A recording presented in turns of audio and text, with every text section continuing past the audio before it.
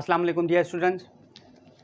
PMC ने अभी जो लेटेस्ट मॉडल पेपर दिया है उसमें क्वेश्चन नंबर 7 बहुत ही कॉन्सेप्चुअल है, नो डाउट लेंदी है, टाइम लगता है, लेकिन क्वेश्चन में कॉन्सेप्ट अच्छा है, इसलिए मैंने सोचा कि आज इस एक ही सवाल पे एक वीडियो बनाई जाए।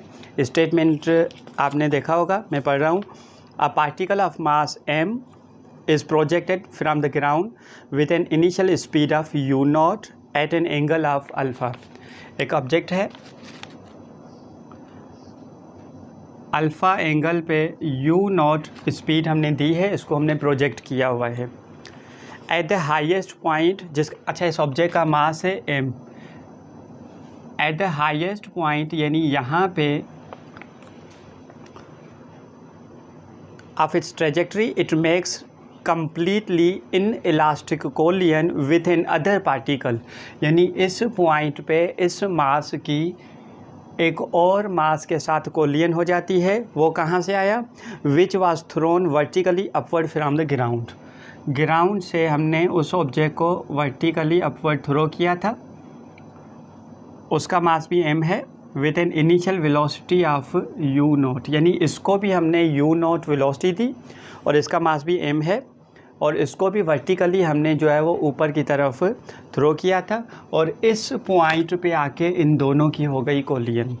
कोलियन के बाद the angle that the composite system makes with the horizontal immediately after the collision is.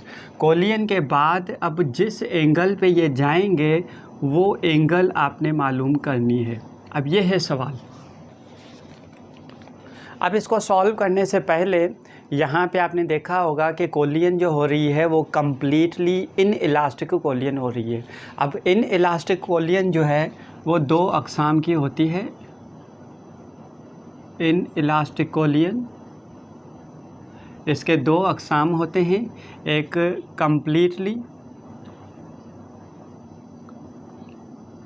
Completely in elastic और एक होती है पार्शियल इन इलास्टिक।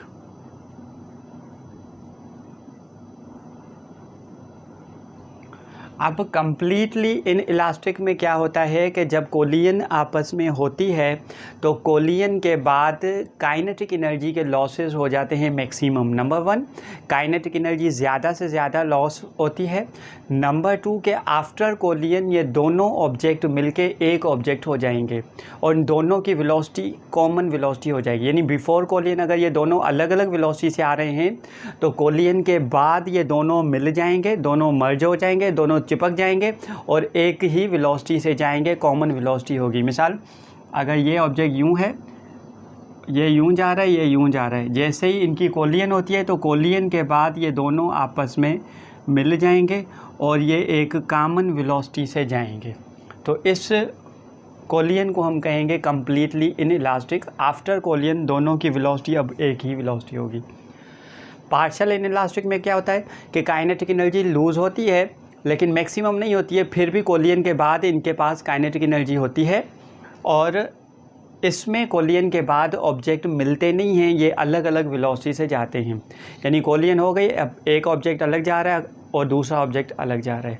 हमारे यहाँ जो कोलियन यहाँ पे हो रही है वो इस ऑब्जेक्ट और इस ऑब्जेक्ट की जो कोलियन हो रही है वो कम्प्लीटली इन इलास्टिक हो रही है। यानी कोलियन के बाद ये दोनों एक हो जाएंगे, दोनों की वेलोसिटी कॉमन वेलोसिटी होगी। ठीक, अब वो कितनी एंगल पे जाएंगे ये वाली एंगल हमने मालूम करनी है। ये होगा आज का हमारा टारगेट।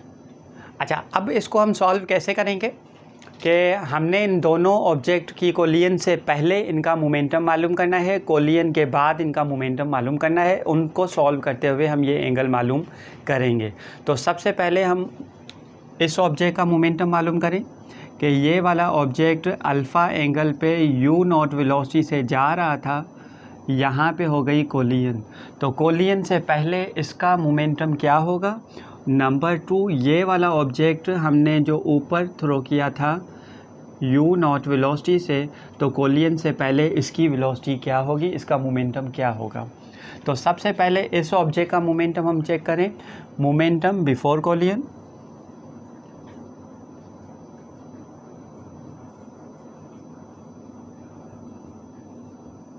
अब बिफोर कोलियन मोमेंटम मास तो इसका m है वेलोसिटी इस पॉइंट पे इसकी कितनी होगी। आपको पता है प्रोजेक्टाइल मोशन में मैक्सिमम हाइट पे जो वेलोसिटी होगी वो खाली हॉरिजॉन्टल कंपोनेंट होगा, यानी इस पॉइंट पे मैक्सिमम हाइट पे इसकी जो वेलोसिटी है वो खाली हॉरिजॉन्टल कंपोनेंट यानी u naught cos of alpha, ये होगी इसकी वेलोसिटी। तो इसका मोमेंटम कितना होगा, हम कहेंगे m u naught cos of alpha. अब ये मोमेंटम हमने मालूम किया है बिफोर कोलिजन इस ऑब्जेक्ट का।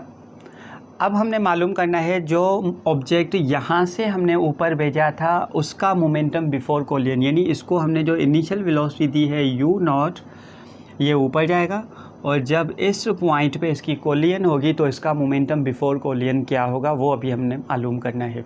तो बिफोर कोलिजन मोमेंटम मालूम करने के लिए इस पॉइंट पे वेलोसिटी का होना बहुत ज़रूरी है, इसलिए सबसे पहले हम यहाँ पे मालूम करेंगे वेलोसिटी vf, जिसको अभी हम कह रहे हैं v2, ये मालूम करनी है। ऊपर जा रहा है -g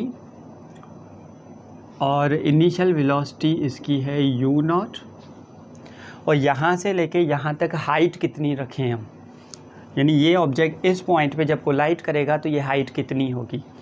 ये वाली हाइट हमने लेनी है प्रोजेक्टाइल मोशन की हाइट से, यानी यहाँ से लेके ये वाली हाइट हम रखेंगे प्रोजेक्टाइल वाली u naught square sine square alpha upon 2g, height हमने रखनी है ये। तो आ जाएं यहाँ से vf मालूम करें हम, 2gh is equal to vf square minus vi square, g है -g, यहाँ पे h की जगह हमने रखना है u naught square sine square alpha upon 2g, vf जिसको हम v2 स्क्वायर कह रहे हैं मालूम करनी है हमने, माइनस vi स्क्वायर हमारे पास है u नॉट स्क्वायर, तो 2g कैंसिल, बाकी यहाँ पे बचा minus u naught square sine square alpha, minus u naught square इस साइड पे आ जाएगा, plus u naught square is equal to v2 square, तो v2 square is equal to u naught square minus u naught square sine square alpha. तो v2 square, इसमें से u naught square common ले लें, बाकी 1 माइनस साइन स्क्वायर अल्फ़ा, और sine 1 minus sine square alpha की जगह हम लिखेंगे कॉस स्क्वायर अल्फ़ा, ये ट्रिग्नोमेट्री में आइडेंटिटी है, 1 minus sine square alpha is equal to cos square alpha. हमें v2 मालूम करना है तो यहाँ से स्क्वायर हटा के वहाँ पे रेडिकल दे देंगे, u naught square cos square alpha, तो ये वेलोसिटी हमें मिल गई u naught cos of alpha.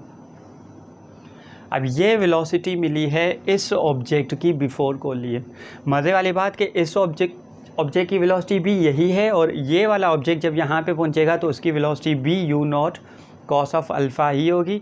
अब इस ऑब्जेक्ट का before collision momentum before collision of the object of the mass, कौन सा, जो वर्टिकली ऊपर थ्रो किया था, vertically thrown upward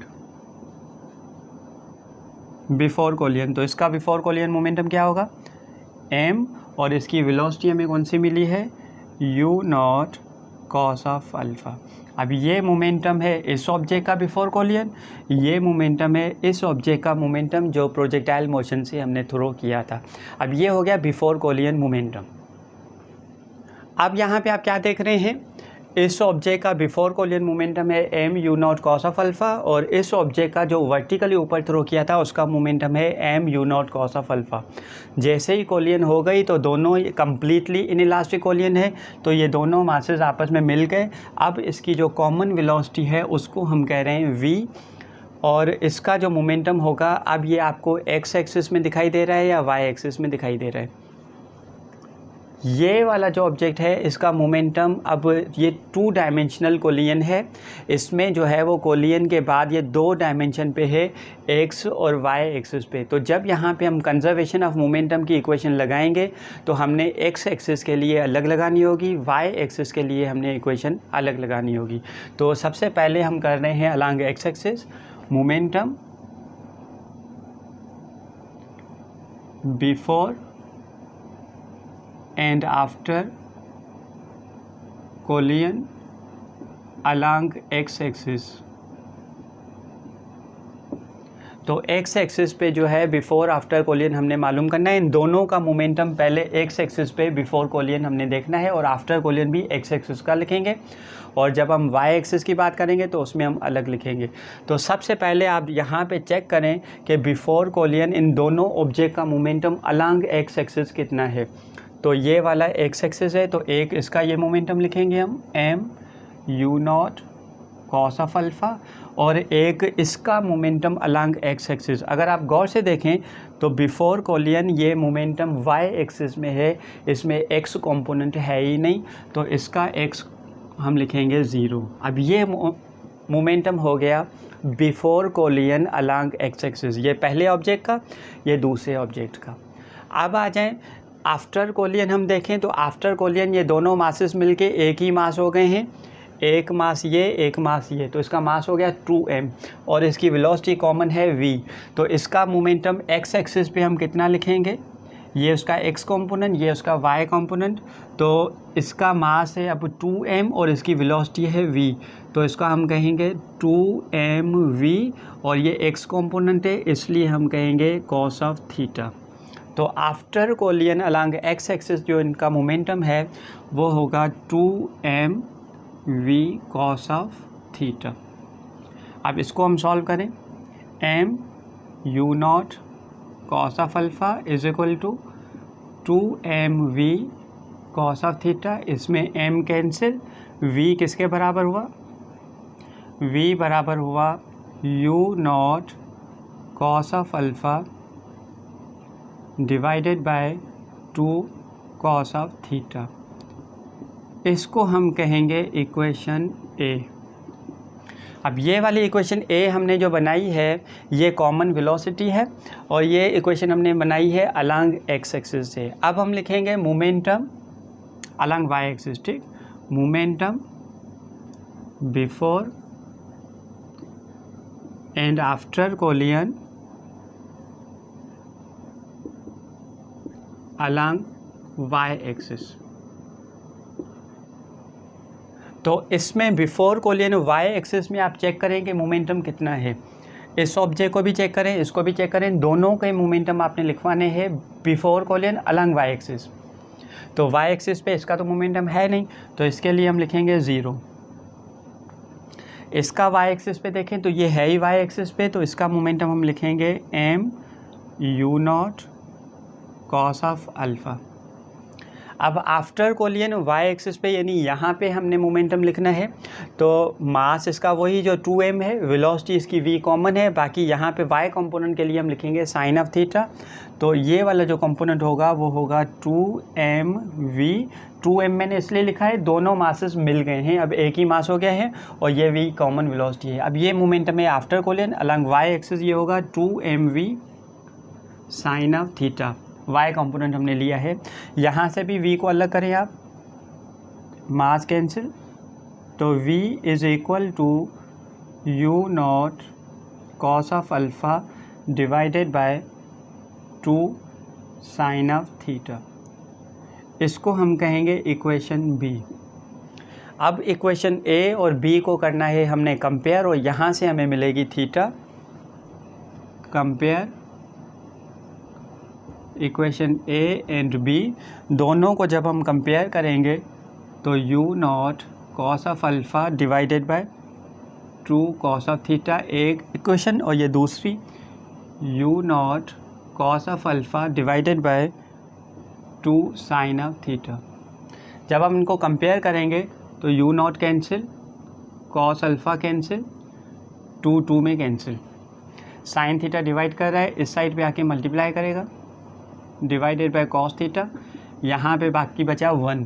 sine theta अपन कॉस थीटा बराबर है टेंजेंट थीटा के, जो बराबर है 1, और theta is equal to tangent inverse 1, तो थीटा यहाँ पे हमें मिलेगी 45 डिग्री।